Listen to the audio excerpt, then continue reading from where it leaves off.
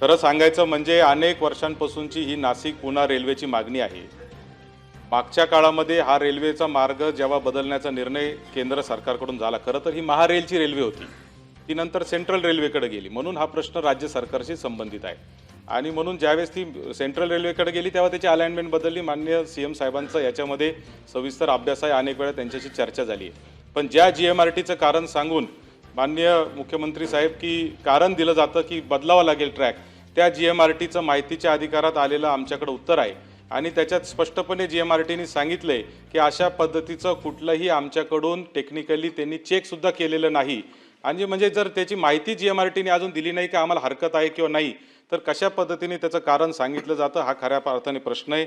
माननीय सभापती महोदय, माझी सभागृहाच्या माध्यमातून माननीय मुख्यमंत्री महोदयांना विनंती आहे की अनेक आंदोलनं आता त्या ठिकाणी चालू आहेत।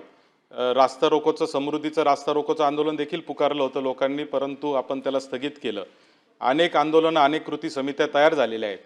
खरं तर आज आदरणीय स्वर्गीय अजितदादा पवार आपल्यामध्ये नाहीत, परंतु अजितदादांचं देखील एक स्वप्न होतं की हा नाशिक पुण्याचा रेल्वे मार्ग सरळ मार्गाने झाला पाहिजे। दादांनी त्यासाठी प्रचंड प्रयत्न केला होता। हा रेल्वे मार्ग सरळ मार्गाने होणं ही दादांना देखील एक प्रकारे श्रद्धांजलीच खरं तर असणार आहे। आणि म्हणून माझी सीएम साहेब आपल्याला एक विनंती आहे की विनंतीवजा प्रश्न आहे की या संदर्भात जे स्थानिक लोकप्रतिनिधी आहेत त्यांच्या आणि ज्या कृती समित्या गावोगाव आता तयार झाल्या त्यांच्या काही 2-4 प्रतिनिधींच्या उपस्थितीत नाशिक पुणे सरळ मार्गाने रेल्वेच्या संदर्भात, त्याचबरोबर नाशिक पुणे औद्योगिक महामार्ग पण जो आपण एमएसआरडीसीच्या माध्यमातून प्रस्तावित केलेला आहे त्याला गती देण्याच्या दृष्टीने काही बैठक आपण आपल्या उपस्थितीत जर ठेवली तर अधिवेशन संपण्याच्या आत, तर निश्चित मला खात्री आहे की याच्यातून मार्ग निघेल आणि आम्हाला न्याय मिळेल। सभापती महोदय, आपल्याला कल्पना आहे की महारेलच्या माध्यमातून हा मार्ग आपण तयार केला होता, पण महारेल आपल्याला कल्पना असेल तर ती केंद्र सरकार आणि राज्य सरकारची मिळून तयार केलेली एक आपण कंपनी आहे। त्याला स्वतंत्र अधिकार नाही आहेत। ते त्या ठिकाणी एक प्रकारे कॉन्ट्रॅक्टरचं किंवा एजंटचं काम करतायत। त्या दृष्टीने तो मार्ग मंजूर करण्याकरता आपल्याला केंद्र सरकारकडेच पाठवावा लागतो। तर आपण केंद्र सरकारकडे पाठवल्यानंतर केंद्र सरकारने त्याच्यावर आक्षेप घेतला। आक्षेप घेतल्यानंतर मी स्वतः त्या ठिकाणी गेलो, आम्ही पूर्ण प्रेझेंटेशन त्यांच्यासमोर केलं। त्यावेळी त्यांनी त्याला मान्यता दिली नाही। मी दुसऱ्यांदा गेलो, दुसऱ्यांदा त्याची बैठक झाली। त्याही बैठकीत त्यांनी असा विषय मांडला की ही जी ऑब्झर्वेटरी आहे ही 32 देशांची ऑब्झर्वेटरी आहे आणि या ऑब्झर्वेटरीला दुसरीकडे शिफ्ट करता येत नाही। या ऑब्झर्वेटरीचा जो काही बफर झोन आहे त्या झोनमधनं रेल्वे नेण्याची परवानगी देता येत नाही जिथे ती ऑब्झर्वेटरी आहे। आणि म्हणून मग त्यांनी ही सूचना मांडली की अल्टरनेट जो काही रूट आहे तो व्हाया शिर्डी करावा। फास्ट रेल असल्यामुळे त्याला एक 30 मिनिटं जास्त लागतील आणि मग हे जे काही सुटतायत, काही जसं तुमचा भाग काही सुटतोय किंवा तिथनं काही त्याला जॉईंट द्याव्यात, एक्सटेन्शन्स द्याव्यात, असा त्यांनी एक मार्ग त्या ठिकाणी सांगितला।